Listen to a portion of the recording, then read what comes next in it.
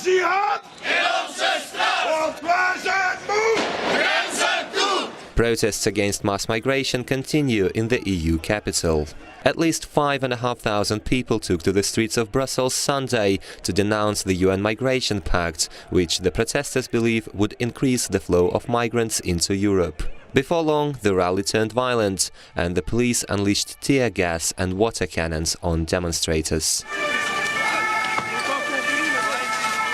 The protest, called by a coalition of patriotic parties, comes shortly after the so-called Yellow Vests denounced the Marrakesh Treaty as well. But this time the demonstrations in Brussels focused on the dangers posed by mass migration to border security. Protesters say EU officials did not ask citizens before signing onto the accord.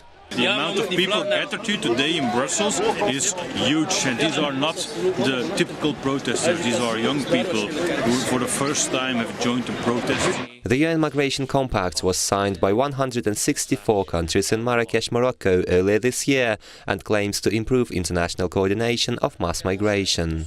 However, the US, along with several populist governments in Eastern and Central Europe, have refused to sign the agreement. That is one reason the United States will not participate in the new global compact on migration.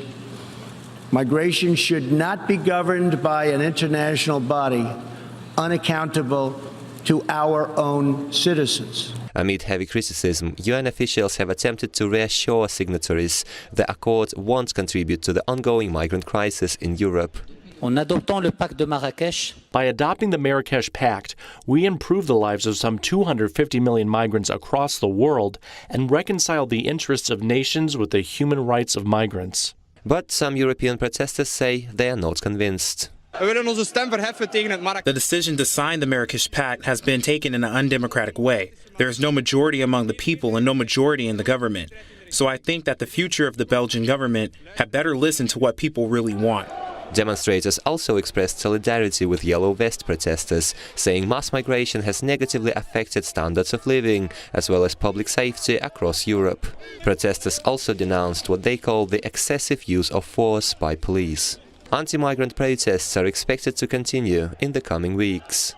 Kristian, Rouz, One American News. Want to see more videos like this?